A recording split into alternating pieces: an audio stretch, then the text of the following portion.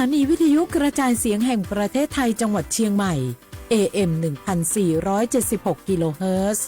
สถานีวิทยุภาคภาษาชาติพันธุ์แห่งเดียวในประเทศไทยที่มีความทันสมัยเชื่อถือได้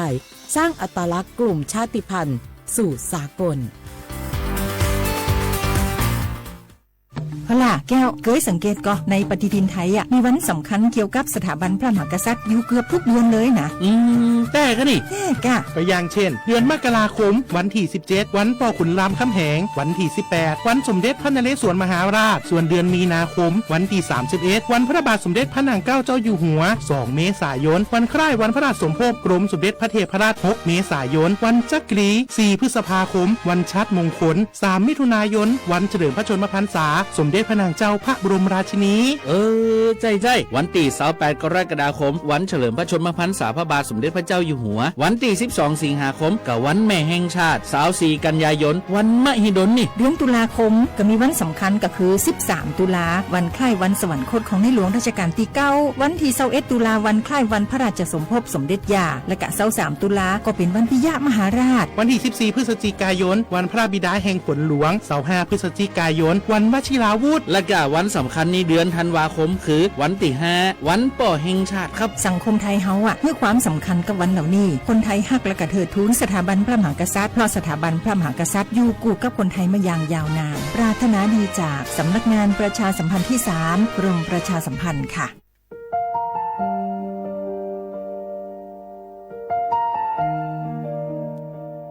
ขอน้อมเกล้าถวายอาลัยสมเด็จพระพันปีหลวงพระแม่แห่งแผ่นดินผู้ทรงเมตตาเหนือเกล้าขอพระองค์เสด็จสู่สวรรคาลัยข้าพระพุทธเจ้าข้าราชการและเจ้าหน้าที่สถานีวิทยุกระจายเสียงแห่งประเทศไทยจังหวัดเชียงใหม่กรมประชาสัมพันธ์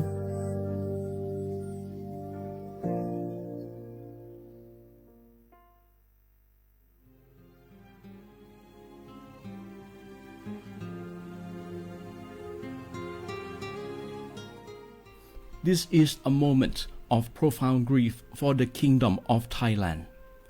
We, the collective voices of Radio Thailand Chiang Mai, join the Thai nation in mourning the passing of our beloved Queen Martha, Her Majesty Queen Sirikit. Her life was a testament to the unwavering service, grace, and deep love for the Thai people. Our humble condolences and thoughts are with His Majesty the King, the royal family, and all the Thai people during this deeply sorrowful time. We will remember her forever.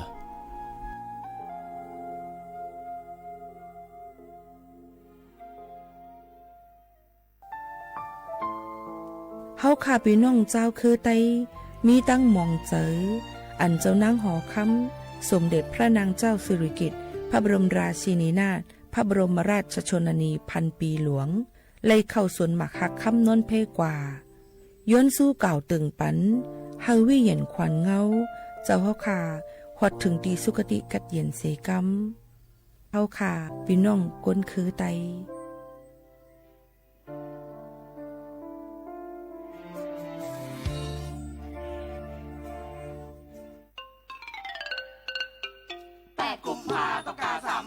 คนที่ใช่และเลือกพรรคที่ชอบสีเขียวเลือก1คนชมพูเลือก1พรรคนโยบายน่ารักเลือก1พรรคเลือก1คนบัตรสีเหลืองต้องแสดงตัวตนใหม่เห็นชอบไม่เห็นชอบรู้ตัวลงไปครบแล้ว3ใบไปใช้สิทธิ์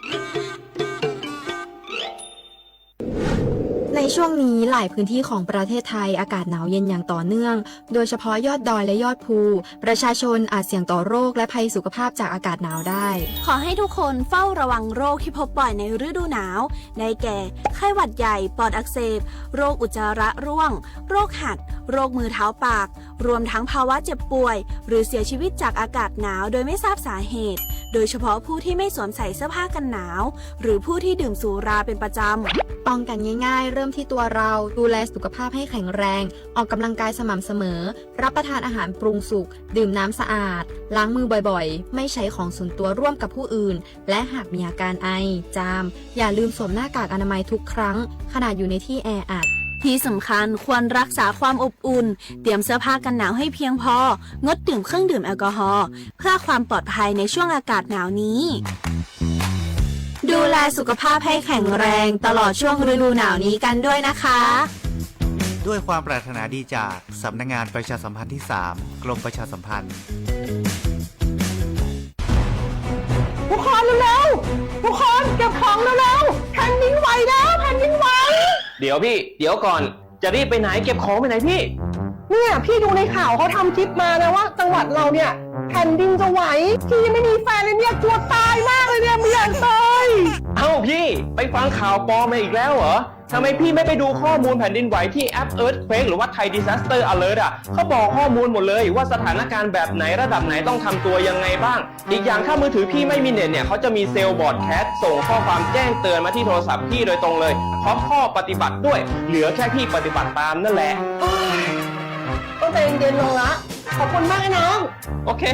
รู้ทันสาธารณภัยห่างไกลความเสียหายด้วยความปรารถนาดีจากสำนักงานประชาสัมพันธ์ที่ 3 กรมประชาสัมพันธ์จากศาลากลางจังหวัดน่านหลังเก่าพัฒนาสู่การเป็นศูนย์การเรียนรู้นันทศิษย์ป่าคารโดยมูลนิธิรักป่าน่านนับเป็นพระมหากรุณาธิคุณที่สมเด็จพระกนิษฐาธิราชเจ้ากรมสมเด็จพระเทพรัตนราชสุดาสยามบรมราชกุมารีได้พระราชทานนามนันทศิษย์ป่าคารอันหมายถึงอาคารแห่งความรู้ทุกแขนงของจังหวัดน่านภายในประกอบด้วยห้องนิทรรศการเฉลิมพระเกียรติรัชกาลที่ 9 แสดงพระราชประวัติและพระราชกรณียกิจของพระผู้ทรงเป็นพลังแห่งแผ่นดินและต้นแบบของความเพียรรถพระที่นั่งอนุสรณ์แห่งการเสด็จเยี่ยมราษฎรในถิ่นทุรกันดารทั่วทุกภูมิภาคของไทยพิพิธภัณฑ์ศาลากลางจังหวัดน่านความทรงจำของอาคารหลังเก่าและการอนุรักษ์สิ่งสำคัญของเมืองน่าน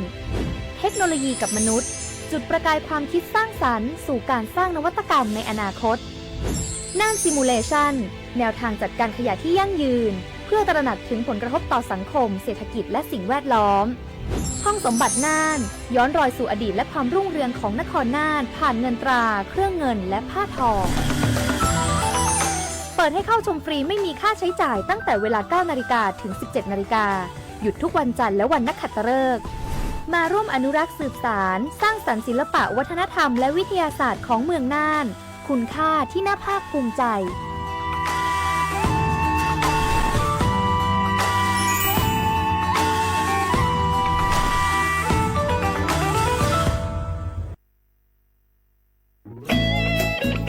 เสียงของท่านมีความหมายต่ออนาคตประเทศการเลือกตั้งคือโอกาสสำคัญที่ประชาชนจะได้ร่วมกำหนดทิศทางบ้านเมืองขอเชิญชวนพี่น้องประชาชนผู้มีสิทธิ์เลือกตั้งทุกท่านออกไปใช้สิทธิ์เลือกตั้งปี 2569 เลือกคนดีเลือกผู้แทนที่ตั้งใจทำงานเพื่อประโยชน์ของประชาชนบดีปล่อยให้เสียงของท่านเงียบหายเพราะประชาธิปไตยเริ่มต้นที่การไปใช้สิทธิ์ร่วมกันไปเลือกตั้งอย่างพร้อมเพรียงกันวันอาทิตย์ที่ 8 กุมภาพันธ์ 2569 8 โมงเช้าถึง 5 โมงแลงใช้สิทธิ์ใช้เสียงเพื่ออนาคตของประเทศไทย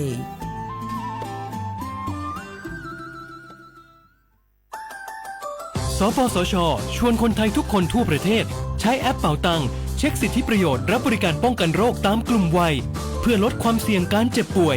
โดยเลือกเมนูกระเป๋าสุขภาพเลือกสิทธิสุขภาพดีป้องกันโรคสามารถจองคิวพร้อมนัดวันและเวลาเข้ารับบริการได้ฟรีสะดวกรวดเร็วสอบถามเพิ่มเติมสายด่วนสปสช1330 พี่น้องเฮาเขาค่ะพอถึงมาในวันอาทิตย์ที่8เดือนธันวาคม25ปากไป69พี่น้องเฮาเขาจะเจออันเลยเป็นเจอคือไทยสัญชาติไทยเย้าอย่าไปลืมก่อยหย่อนเนแคบกลางเจอกว่าเลือกตั้งอองตีมีจื้อเฮาขานั่นในค่ะข้าวย่ำ8:00 นกลางในต่อถึง5:00 นไว้วันค่ะอ้อคักตอนง่ายๆค่ะเดเจอวัดไว้กับตัวอันเดียวกุ้ยก้นอันมีสุนตาเดกว่าหย่อนในแคบกลางเจอเตเลยวัดไว้หย่อนในแคบกลางใจอยู่3ไว้3สีจ้อมกันในค่ะอ้อสีเขียวเตเป็นวัดไว้เลือกตั้งสสแบบแบ่งเขตเลือกตั้งค่ะสีของเตเป็นไว้เลือกตั้งสสแบบบัญชีรายชื่อและสีเหลืองเตเป็นไว้ออกเสียงประชามติแก้ไขรัฐธรรมนูญในค่ะออกกว่าใจสุนในสุนเป็นตาอนาคตตั้งนาอันฮอกคาเลือกไว้ลุยมือตัวเจ้าเก่าอย่าลืมกว่าเลือกตั้งกันค่ะนะ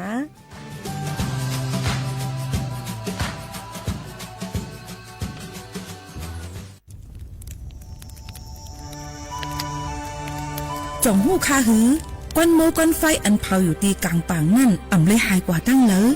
มันเตเป็นฝุ่น PM 2.5 สีขึ้นมาเฮ็ดให้ป้ายอยู่ลีเฮาคาขึ้นในคาออลองลดย่อมปัญหาจึงไหนในอ่ำหยาบค่ะเงื่องแวอ่ำเผายุกยักเหมือไม่ต้นเยอต้นเข้ากับในให้ในสวนเฮาเปลี่ยนมากองไว้จ้อมกันเสเฮ็ดเป็นฝุ่นสภาวะอ่ำนั้นแจกแพยุกยักเฮามันปอดถูกเมียน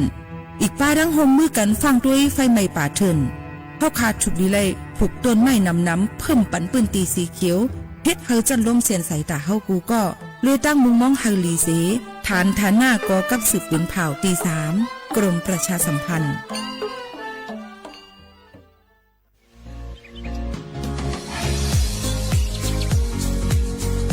จ้อมหนังเปิงมติครม.มือวันที่29เดือนธันวาคม25ปากไป67เฮาฮิปเน็ตแกลิดปัญหาสถานะและสัญชาติคนอันอยู่ตั้งเมืองจึงไทยจอมมาตรา17นั่นตอนตาพี่น้องเฮาเขาอันเข้ามาอยู่ตั้งเมืองไทยหึงนั้นและมีไว้เข้าจอมปึงเฮากว่ายืนย้อนสถานะต่างดาวเขาเมืองถูกแม่นจอมปึงไล่ตอนตาลูกอ่อนอันเกิดตั้งเมืองจึงไทยมีอู่อำนั้นก็แม่มีไว้ทะเบียนประวัติบุคคลไม่มีสถานะทางทะเบียนอำนั้นไว้10 ปีถูกแม่นยาวในจึงเฮากว่ายืนย้อนสัญชาติไทยจอมหนังมาตรา7ทวิไล่พออยู่ตั้งกรุงเทพมหานครกว่ายืนไลติสำนักบริหารการทะเบียนกรมการปกครองพออยู่ตั้งต่างเจตวันในจึงกว่ายืนไล่จอมหนังวัดไว้อันเปิ้นออกปันเฮาคานั่นเข้าย้ำเหตุการณ์จอมหนังหลวงปองจึงต่อพอถึงวันที่29เดือน6/25ปากไป69ค่ะ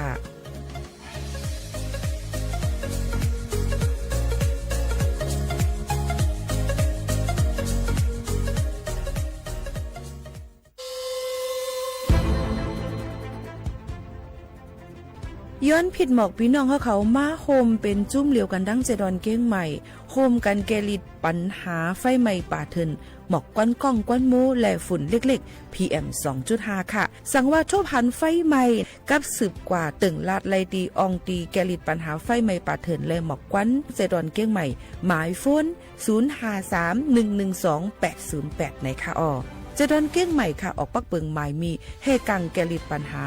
หมอกควันกล้องควันโมและฝุ่นเล็กๆ PM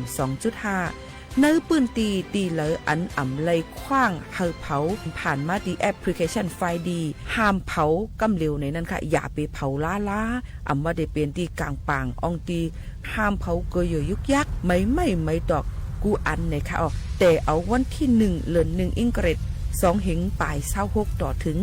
วันที่31เดือน5 2เหงปลาย26ในผู้เหลอเผอเฮ็ดผิดปักเปิงเตญ่าตัวตามตั้งผิดจำหนังปักเปิงหมายมีกำเหลวในนั้นค่ะเลยตั้งมุงมองไฮลีเซห้องการฐานฐาหน้ากอกับสืบเจดอนเก้งใหม่มาโฮมเป็นจุ้มเหลวกันดั้งเจดอนเก้งใหม่โฮมกันรักษาสภาวะฟิงตื้นเป็นเฮ็ดให้จันล้มถวยเจออันลีต้องฟ้าเสียนเสออ่ำมีหมอกกวนกองกวนโม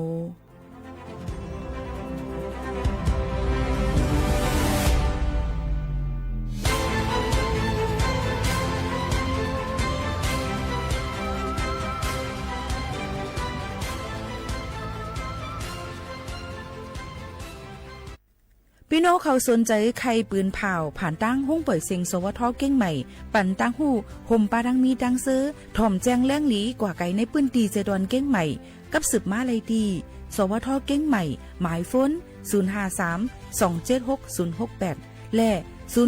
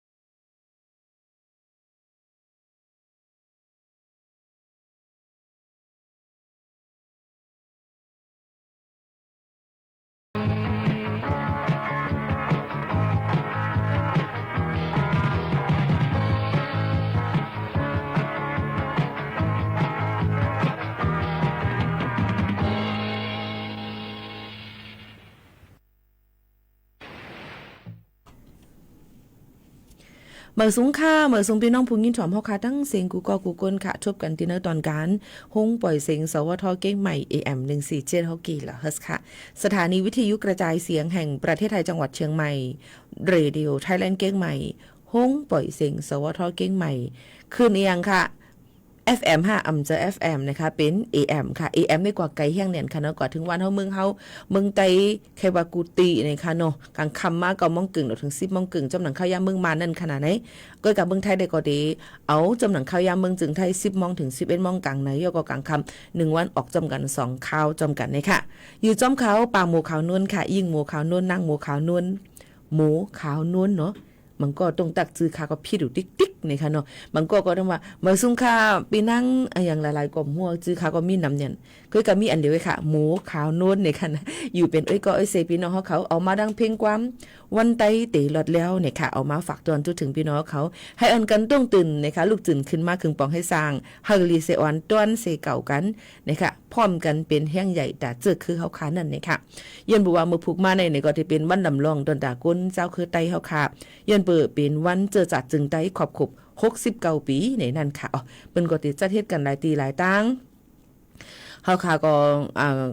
อำเลยกว่าเข้าห่มปังป้อยเสตาก็กับว่ามันอยู่ดีตัวเฮาใจเฮานั่นค่ะว่าเฮาค่ะเป็นเผอลูกตีเลยมาอย่าไปหลงลืมตัวอย่าไปหลงลืมว่าเฮาเป็นเผอจำจังหนังไหนค่ะกำมา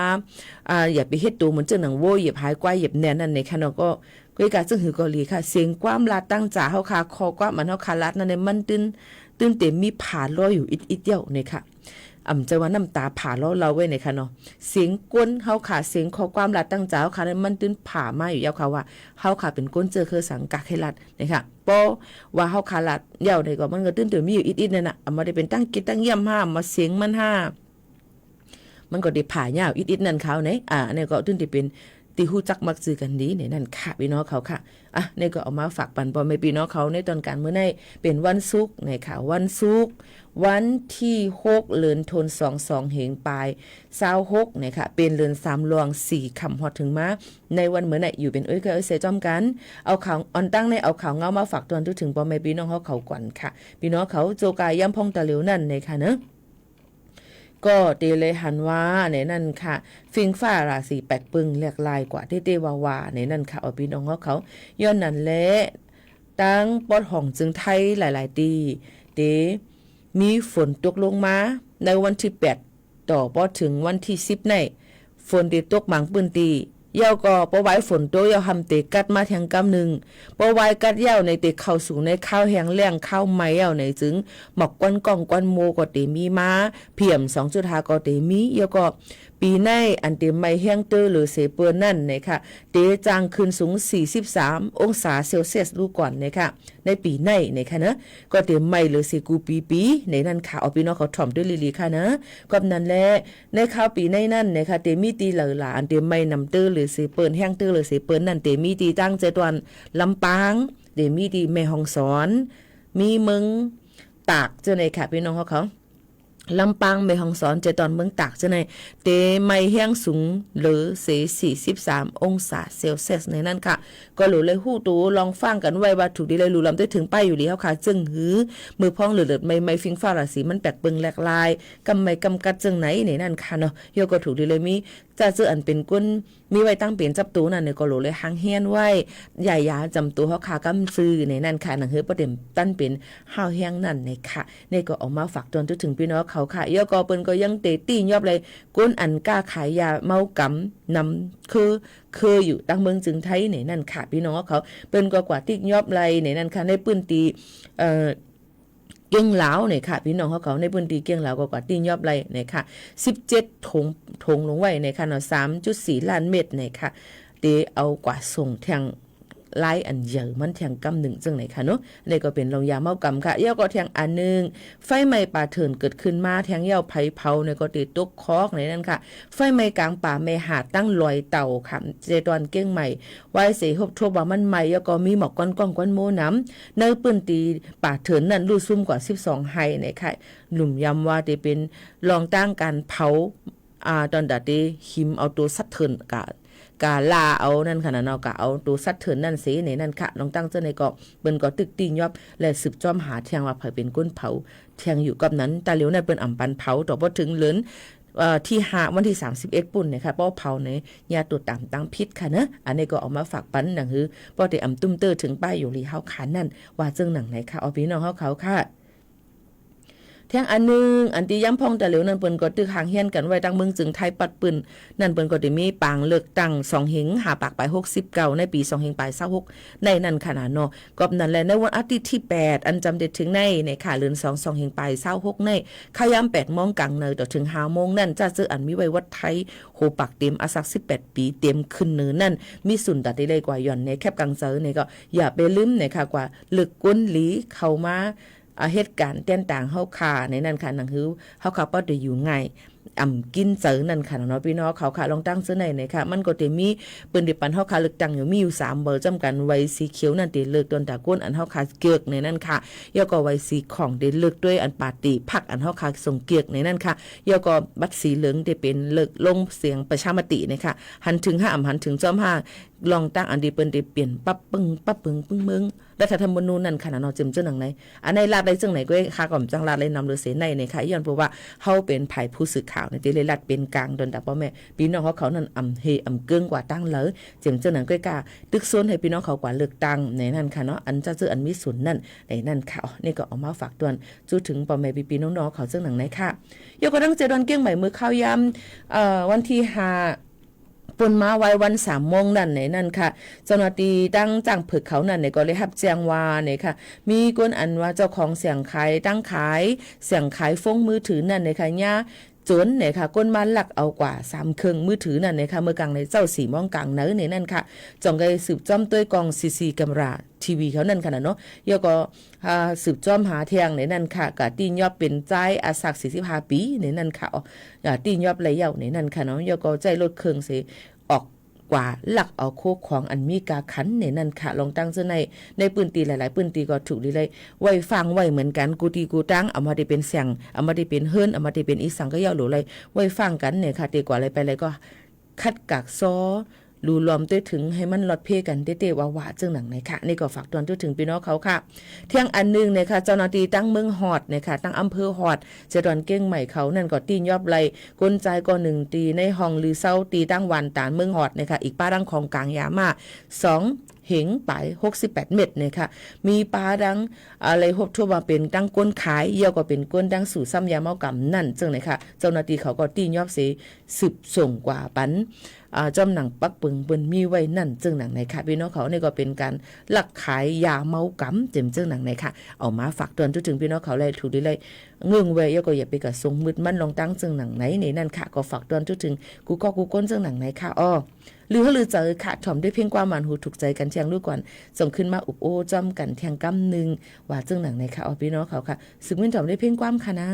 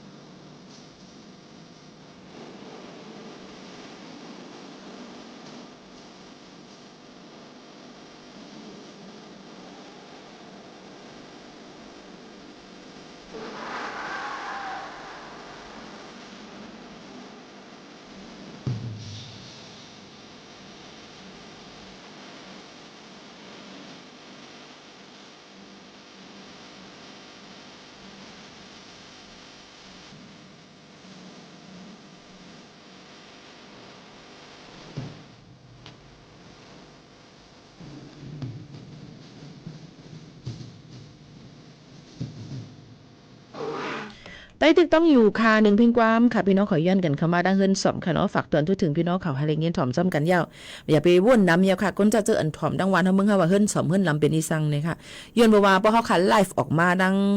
ออนไลน์เนี่ยมันเดี๋ยวลาตังจื้ออำไลก็บ่ได้เลยว่าจังนั้นมันอยู่ที่ก้นป่องจังนึงค่ะเนาะเพราะเป็นวันเฮามึงเฮาปู่เฮานายอันอยู่วันเฮามึงเฮาเนี่ยป่องหังกอมฮู้ลานเขาหมูขาวนวลเขาลาดเฮินสอมเฮินลำมันป่องสังในค่ะนะมันก็จะเป็นแอปพลิเคชัน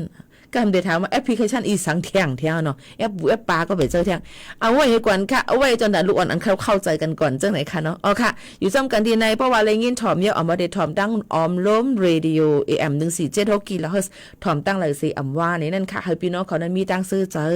อย่าก็อย่าลืมค่ะในข้าวในเดี๋ยวเป็นจำติดเข้ามาในข้าวแห้งแล้งข้าวใหม่อองตีอันอยู่จ้อมตาเพยสันร้อยอันที่มีน้ำใจนั่นหรือว่าโหลเลยหางเฮียนเก็บน้ำไว้เจ้าเห็นไหมคะเนาะให้คดลุกคดอย่างให้มันพอมีตีอองตีเก็บน้ำไว้เจ้านั่นค่ะเนาะฝากปันพ่อแม่ปีน้องๆเขาจังหนังไหนเยอะค่ะพี่น้องเขาค่ะมันก็ถามมาเหมาหน้านั่งถ่อมอยู่ค่ะในคำเหมาหน้านั่งแต่หลวงนี่ที่เป็นเหมาค่ะเหมาในอาสากาหือค่ะเป็นเหมาอันวันนั้นแต่หลวงในก็ติเลยถามด้วยก่อนว่าเป็นเหมาเจ็ดห้าเหมาสวยปีเจ็ดห้าจุดเปียดมาในไปเอาเพอห้าในสำรวจเลยถามกันเที่ยงกำหนึ่งเที่ยงลูกก่อนนี่ค่ะเนาะแล้วก็สาวอันวันนั้นมันก็ว่าตีก็เอาอย่าไม่เฮิรนไม่ห่างนั่นนี่ค่ะว่าก็เอาสาวรอเนี่ยสุดไปหูก่อนนี่ค่ะเนาะลองตั้งเจอในเนี่ยอย่าไปให้ปลาสุราษฎร์นี่ค่ะนะนั่นเดียวค่ะก็ติมีเที่ยงลองตั้งมาเนิ่นก่อนนี่ค่ะเนาะกับปันสาวแต่หลวงในนี่ค่ะเนาะขึ้นกับเนี่ยวันเมืองเฮาก็ยก็เคทีวีก็นำเนี่ยนี่ค่ะเนาะลองการวิจัยข้านเหตุการณ์ใครเหตุการณ์ให้การส่วนการหน้าเนี่ยก็ใครมักมีเงินคำจำเจไหนก็ดีกว่าเหตุการณ์หลายรองหลายอันเอามาได้เป็นการอันที่ถูกแม่นจำหนักปักเปิงหมายมีก็เลยการอันดีนั่นก็เลยจะเจออันเฮ็ดลีอยู่นั่นก็ปันแห้งเจอนะคะจะเจออันกว่าไปตั้งพิเศษในนั่นค่ะกว่าเหตุการณ์เลยเป็นจับแผ่นเฮ้ยก็หยอกเลียนเงินเปิ้นอันนั้นก็กว่าเหตุการณ์เป็นต่างรองต่างอันนั้นเนี่ยก็ให้ฟังกันไว้จอมตะเหลียวในตั้งเป็นก้นนำเลืองเนี่ยนะคะเนาะยก็ใครฝากฟังไว้ปันว่าตั้งเป็นนิปานว่าในค่ะเนาะเจอแมงนิปานว่าในเขามาทางเมืองอินเดียเขาจะเจออันพี่น้องไต้เขาค่ะใกล้ๆอ่อนกันโฮมตุมกันโฮซิโหเศร้ามันนั่นสิอ่อนกันกว่าไว้พระราชที่เมืองอินเดียนั่นโหเลยฟังโหเลยพอดีขึ้นเฮมินกว่าเฮมินมาในเปิ้นดิกักขังไว้ก่อนกดแจดกดจื้อมันก่อนคือพอดีอำปันเป็นอย่าเอามาแผ่ลามตั้งจึงเมืองไผ่จึงเมืองมันเจ็มเจ้าหนังในคณะแต่เร็วคงเฮมินทั้งเจดอนเกี้ยงใหม่หลายๆตีเปิ้นก็หางเฮียนกันห้าวเฮียงไว้ว่าก้นอันติมาลงดังเมืองไทยนั่นมันได้ลูกตั้งอะไรกันมาเจ็มเจ้าหนังในค่ะเอี้ยนเปิ้นนั้นพี่น้องเขาอย่าไปว่นว่าเหตุการณ์ลีการตรางในมันอำเป็นสังในกำน้ำจองใจพอใจเนี่ยเก่ามาให้3ตัวค่ะใครหันเนี่ยเอี้ยนเบิ่งหางนั้นยังตึกมีกวนวนจังนั้นอยู่ค่ะพี่น้องเฮาหวานเฮาเมืองเฮาเนี่ยเขาเรียกว่าพอเหตุการณ์ลีกันเมียการทอดกันเมียได้มันอำเป็นอีสังโลมันใจนะการตั้งลีก็เป็นการตั้งลีตั้งเป็นรอกาเนี่ยก็เป็นตั้งเป็นยอกาแทงอันนึงมันใจว่าเฮ็ดลีมันเต็มเป็นตั้งเป็นอีสังเลยอย่าไปวนพิษไหนค่ะพี่น้องเขาลองตั้งซะในกำนำวันเฮาเมืองเฮาได้เป็นจังนั้นน่ะเฮาเฮ็ดลีนางห่ำเป็นหางหล่อจำจังหนังแน่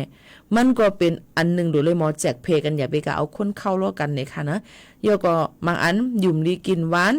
ก็ไม่บ่ให้ยุ่มลีกินหวานเฮากะห้องยาอ่ะพอเฮากะห้องยาหมอยาเขาก็ปันอียามาค่อยกะอียาอันเปิ้นปันเฮาคันนั่นนี่มันอำใจอียาเฮียงเพราะมันเป็นอียาเฮียงในกินกำเนี่ยมันจังตุ้มเตอถึง ตับว่าถึงไตเฮาข่าวว่าโหเจอสันเฮียงว่าไกตายลืมกว่าจำจังได๋ก็เตมีอำนั้นก็เตเป็นคมๆใกล้ๆแพทย์อาหารแพทย์อีหยานั้นขึ้นจังได๋ก็เตมีมาก็แม่หมอยาเบิ่งก็เตปันจ้ำหนังน้ำหนักอายุอาซากเฮาเป็นอีหังเฮายามกินยามันสิปันมาจังได๋เพิ่นก็ติปันมาเอะแห้งมันบ่น้ำนั่นน่ะเนาะเพราะเขากินมันเต็มหายกำเดียวค่ะหมอกให้บางอันตั้งเป็นบางอันมันก็เป็น 2-3 วันหายบางอันตั้งเป็นบางอันมันก็ได้เป็น 4-5 วันเป็นวง2วงจังได๋จ่องก็หาย14-15 วันจ่องก็หายก็ได้7วันน่ะหายก็ไม่วนหังมาหังอ่ะ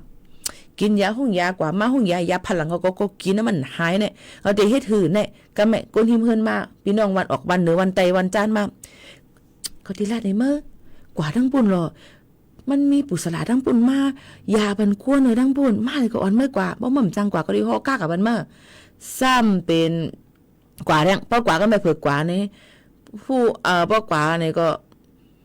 เป็นก็ปันกินอียาให้นู่นนี่นั่นอีเนี่ยก็ไม่หายนะก็ไม่เพิ่งมาว่าเรากินยาห้องยามหายกว่ากันนั้นหาย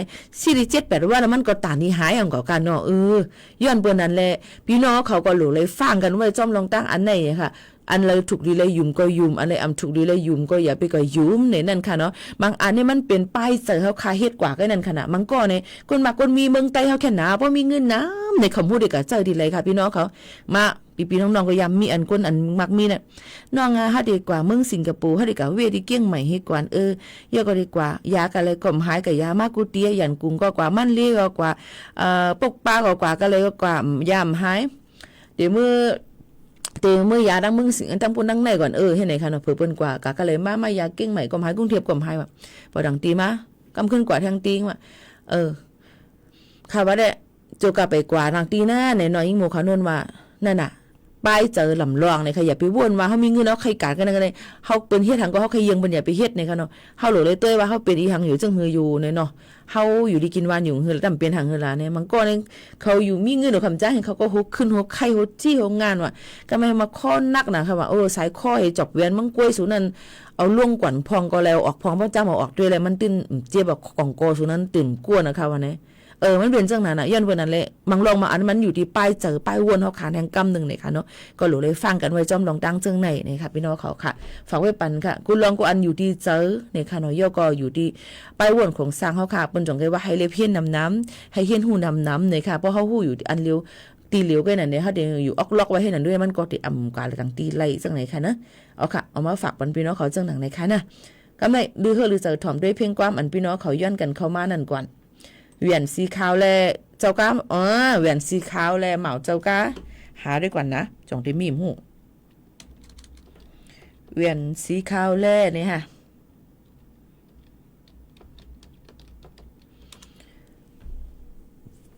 มันเนี่ยมันได้เป็นไผ่ห้องในนั่งคำเลี้ยงห้องไว้หลังแต่ว่าจะหาได้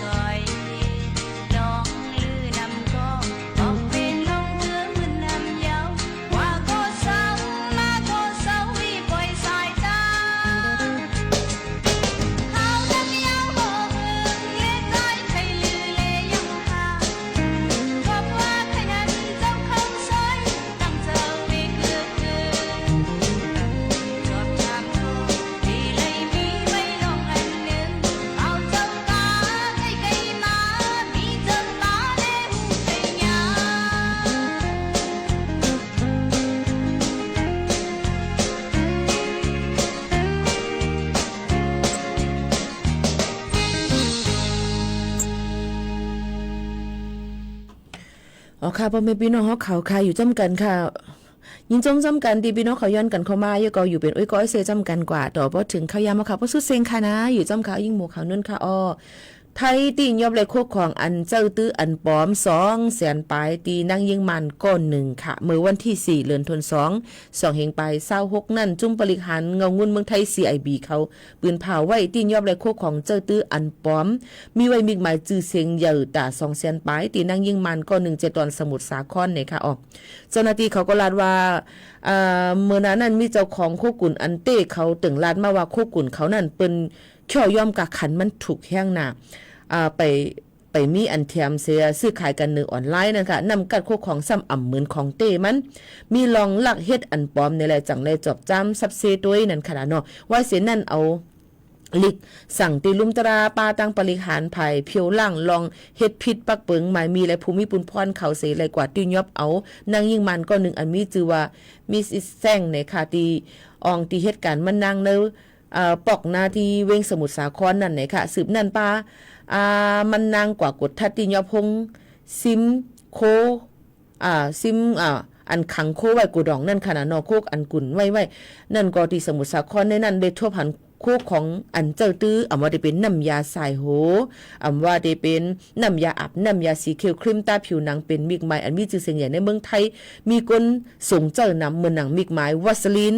ดร.พงษ์เนี่ยค่ะ Head and Shoulder Clean and Clear ดร.เดนในนั่นค่ะยาสีเขียวนั่นขนาดเจียมเจอในเสห่มตั้งเสียงหมอกสองปักปลายในค่ะมันนางก็ยอมภาวะมันเป็นของมันนางเตตั้งผูมันก็เป็นเจ้าเขห่มกันกล้าขายโคของเจ้าหน้าที่เขาก็ที่ยอบเอามานั่งเสติเอาตั้งพิษอันว่าลอยเฮ็ดซิมไว้โคของอันป้อมมิงไม้เปิ้นอันต่างไม้พังไว้นั่นเจอตื้อจือเสียงเสข่อย่อมกะขันเปิ้นเฮ็ดหยอกแลนก้นซื้อเขาในนั้นค่ะก็นั้นถูกลีเลิกซื้อตีล้านอันยุ่มยำต้ำเจอในนั้นค่ะลองตั้งเจอในนั้นเฮาอ่ำฮู้เลยว่าอันเลออันเตอันป้อมเหี่ยวย่ำพองตาเหลวในค่ะเนาะเหี่ยวก็ก้นกล้าก้นขาย1ออนไลน์ในมันน่ะมีหน้าเสียงหน้าละหันไว้เฮ็ดจังไหนจังเฮ็ดเฮาจอมหาหยาบคือการซึ่งหือก็ลิเปิ้นก็ตื้นเต็มมีลองหลักฐานดอนดาได้สืบจอมเอาเขานั่นอยู่ในนั้นค่ะก็นั้นอย่ามังเกือว่าใจโคของกาขันถูกเย้ามันทำมีชื่อเสียงกาขันถูกเฮอันเปิ้นตำวางขายนั่นอย่าไปวนว่าจังนั้นในค่ะเนาะหรือเลยฟังกันไว้เต้ๆในนั้นค่ะโคของอันป้อมในมีนำเนี่ยในค่ะเนาะมื้อนามโชกุบุสึว่าอีหังอีชิงว่าเจิมเจอในวัสลินอันตาครีมวัสลินในอะไรว่าเป็นมิกไม้อันนี้หมวกขนมกดใจเหมือนกันค่ะนะก้อยกาหรือเลิกซื้ออันที่มันถูกเมียนเดี๋ยวก็มีมิกไม้อันนี้มันแต่เหลือในมันปลอมเลยง่ายเนี่ยในค่ะเนาะหรือเลยไว้ฟังกันจอมอายมันว่าเนื้อคลิปมันว่ามันก็ติดแปลกปึงกันนิดวันนึงเลยค่ะลองตั้งเจอในใครฝากฟังไว้ปันกูก็เฮาเงืองไว้จ้อมในนั่นค่ะก็ออกมาฝากไว้ปันพี่น้องเขาเจ้าหนังไหนค่ะพี่น้องเขาค่ะค่ะสืบเรื่องหรือใจถ่อมด้วยเทียงเพ่งความอันพี่น้องเขาย้อนกันเข้ามาเทียงรู้ก่อนนี่ค่ะนะอันกาววักหาไรนั่นในค่ะนี่หมู่เขานุ่งก็เอามาเฮาพี่น้องเขาเลยยินถ่อมนั่นค่ะแหละเพราะว่าหามตั้นขึ้นนี่ก็ย้อนน้อมใหญ่นำคณะพี่น้องเขาย้อนเพราะว่าในตอนการเฮาขาดในก็ปีเจ้าเยาในค่ะตอนดาดีกว่าหามาอะไรนั่นนี่ก็มันตัวๆง่ายๆเลยนะค่ะก่อนดีค่ะเจอเอามาฝากปันพี่น้องเขาจำหนังอันปองเป็นไรในค่ะสืบหรือเจอถ่อมด้วยเพ่งความหวานหูถูกใจกันเชียงรู้ก่อนค่ะ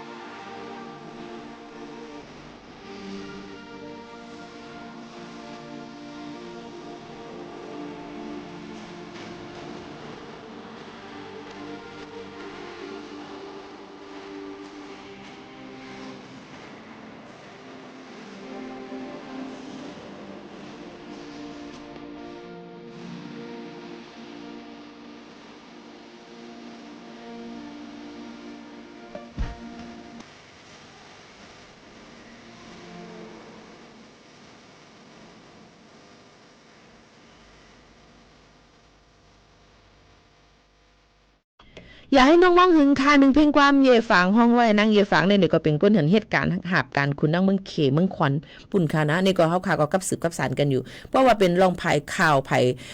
ปืนเผาหลายรองหลายอันในเฮาข่าเป็นในตรงวงใต้ในเฮาข่าถึงกับสืบหากันนั่นขนาดเนาะพี่น้องเขาค่ะลองตั้งซึ่งไหนนั่นในคณะก็เอามาฝากตอนถึงกันมันก็เทว่ามันใจตีเลียวกันฮะจังนั้นจังไหนฮะเนี่ยมันเป็นอันเดียวกันไหนค่ะก็การนาการเฮาข่าเหมือนกันเดี๋ยวก็อองตีเฮาข่ามันได้แปลกเปิ้นกันอีจังไหนก็ใกล้ๆเป็นอะไรอยู่นั่นขนาดเนาะพี่น้องเขาอันนี้ก็เอามาฝากปันพี่น้องเขาให้ป้องใจกันว่า